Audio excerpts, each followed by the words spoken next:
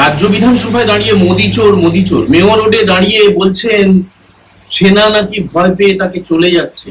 নমস্কার বন্ধুরা, আমি দীপঙ্কর মন্ডল, আপনারা দেখছেন নবান্ন নিমন্ত্রণ। একদম দিদির দুয়ারে মোদি, দিদির দুয়ারে মোদি আসছেন আর কয়েকদিন পরে 15 সেপ্টেম্বরে হেস্টিংসে, কালীঘাট থেকে হেস্টিংসের দূরত্ব গাড়িতে করে এলে মিনিট 5 লাগে, 5 মিনিট লাগবে, জ্যাম হলে বড় জোর 10 মিনিট, মানে একদম দুয়ারে কালীঘাটে দিদির দুয়ারে আসছেন প্রধানমন্ত্রী নরেন্দ্র মোদী। যদিও সেখানে কমান্ডার্স কনফারেন্স হবে, পূর্বাঞ্চলীয় একটা কনফারেন্স, গোটা ভারতের, ভারতীয় সেনা, ভারতীয় নৌসেনা, ভারতীয় বায়ুসেনা, তাদের যে শীর্ষ আধিকারিকরা তারা থাকবেন, প্রতিরক্ষা মন্ত্রী রাজনাথ সিং থাকবেন এবং অবশ্যই জাতীয় নিরাপত্তা উপদেষ্টা অজিত ডোভাল তিনি থাকবেন, প্রতিরক্ষা সচিব থাকবেন এবং অবশ্যই সেনাবাহিনী যারা জওয়ান, যারা শীর্ষ আধিকারিক, তারা সবাই উপস্থিত থাকবেন।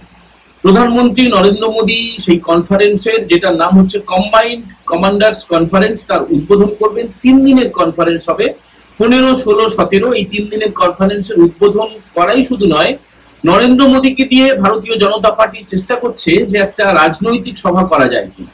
যেভাবে আপনারা দেখেছেন আলিপুরদুয়ারে, যেভাবে দেখেছেন দুর্গাপুরে, যেভাবে দেখেছেন দমদমে, একটা সরকারি কর্মসূচি এবং তার পাশাপাশি একটা রাজনৈতিক আলাদা মঞ্চ তৈরি করে সেখান থেকে প্রধানমন্ত্রীর বক্তৃতা দেওয়া। এবং অবশ্যই এ রাজ্যের যে সীমাহীন দুর্নীতি, এ রাজ্যের শিক্ষক শিক্ষিকাদের চাকরি চলে যাওয়া, তারপরেও স্কুল সার্ভিস কমিশনের পরীক্ষা নেওয়া এবং সেখানেও আরেকটা বড় দুর্নীতির অভিযোগ ওঠা, যেটা রাজ্যের বিরোধী দলনেতা শুভেন্দু অধিকারী যেটা প্রশ্ন তুলেছেন যে প্রশ্ন বিক্রি হয়েছে, তৃণমূলের যারা গুন্ডা তারা পরীক্ষা করেছে অ্যাডমিট কার্ড, বেশ কিছু জায়গায় বাউন্সার দেওয়া হয়েছে, স্কুল সার্ভিস কমিশনের এই অপদার্থতা।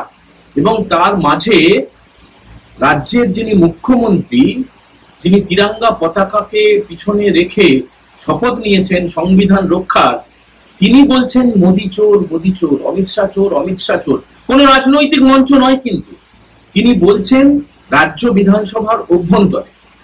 তিনি হেস্টিংসের সামনে দাঁড়িয়ে বলছেন 200 জন সেনা নাকি তাকে দেখে ভয়ে পালিয়ে যাচ্ছে। এবার রাজ্যের মুখ্যমন্ত্রী মমতা বন্দ্যোপাধ্যায়, এবার আপনি কিছু বলবেন? আপনি তো খবর পেয়ে গেছেন, আপনি আজ যাচ্ছেন উত্তরবঙ্গে এবং আপনার ফেরার কথা 11 তারিখে। সেখানে বেশ কিছু সরকারি কর্মসূচি ভোটের আগে যেমন করে অমুক স্ত্রী করে আপনি ঘোষণা করেন এবং যেভাবে মঞ্চটাকে রাজনৈতিক মঞ্চ হিসেবে ব্যবহার করেন, এবারেও করবেন আমরা জানি। উত্তরবঙ্গে গিয়ে আলিপুরদুয়ারে প্রধানমন্ত্রী নরেন্দ্র মোদী যখন আপনার নাম করেননি একবারও, রাজ্যের সীমাহীন দুর্নীতির কথা বলেছিলেন, আপনি যে অকথ্য ছাপার অযোগ্য ভাষায় আক্রমণ করেছিলেন প্রধানমন্ত্রীর স্ত্রীকে নিয়ে, সিঁদুর পরানো নিয়ে, যেটা অপারেশন সিঁদুর হয়েছিল, পাকিস্তানের বিরুদ্ধে যে অভিযান হয়েছিল, আপনার কথায় কিছুটা পাকিস্তানের সুর শোনা গিয়েছিল।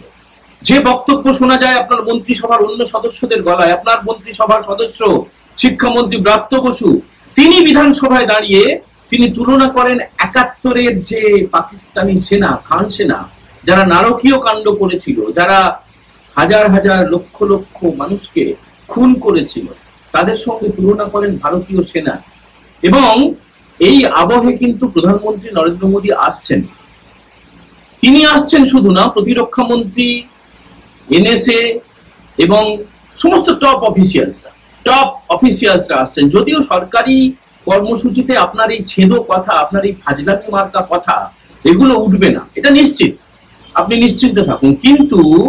কিন্তু রাজনৈতিক সভা থেকে নরেন্দ্র মোদী সবাই যেটা আশা করছেন তিনি অবশ্যই উল্লেখ করবেন।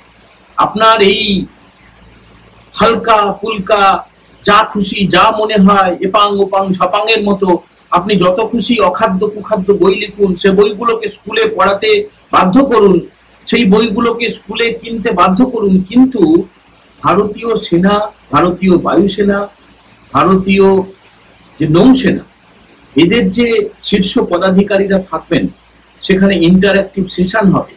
সেখানে ভারতীয় সেনা, ভারতীয় বায়ুসেনা এবং ভারতীয় নৌসেনা বৈদেশিক শত্রুকে কি করে আরো বেশি করে দেশকে রক্ষা করা যায় এবং বিদেশি শত্রুদের কি করে নিকেশ করা যায়, সে ব্যাপারে যেমন আলোচনা হবে, তেমন দেশের মধ্যে যে সমস্ত ত্রাণ কার্য ভারতীয় সেনা, ভারতীয় নৌসেনা এবং ভারতীয় বায়ুসেনা করে থাকে, Indian army, Indian air force, Indian navy তারা যেভাবে বন্যা হলে ঝাঁপিয়ে পড়ে, যেভাবে ভূমিকম্প হলে ঝাঁপিয়ে পড়ে, এবং তারা শুধুমাত্র দেশকে রক্ষা করা নয়, বৈদেশিক শত্রুর হাত থেকে দেশের অভ্যন্তরীণ সমস্যা নিয়েও তারা কিন্তু নিরাকরণের চেষ্টা করেন।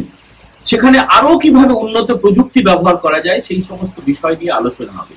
মাননীয় মুখ্যমন্ত্রী, আশা করা যায় আপনি 15 তারিখে কলকাতায় থাকবেন এবং 5 মিনিট দূরে, আপনার উঠোন থেকে 5 মিনিট দূরে, এই কারণে আমরা বলছি যে দুয়ারে মোদি কাঁপছে দিদি, এই কারণেই বলছি।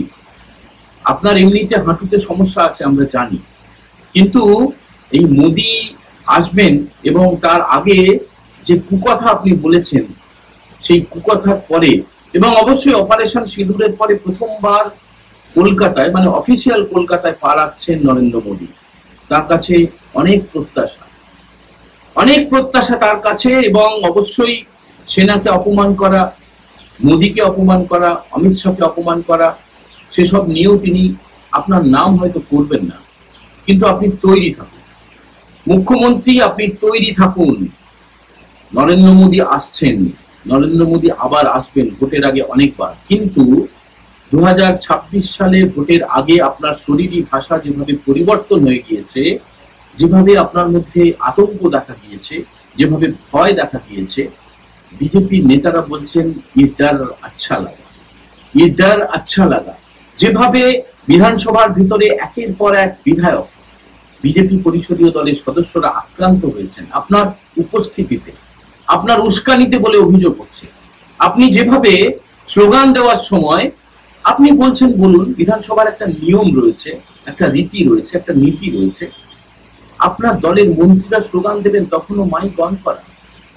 আপনার দলের বিধায়করা, আপনার দলের মন্ত্রীরা যেভাবে চিৎকার করছিল, যেভাবে হাঙ্গামা করছিল ওয়েলে নেমে এসে, তারপরেও তারা কেউ সাসপেন্ড হলেন না, অথচ বিরোধী পরিষদীয় দলের সদস্যরা একের পর এক সাসপেন্ড হলেন। শুধু নয়, তাদেরকে আক্রান্ত হয়ে হাসপাতালে যেতে হবে।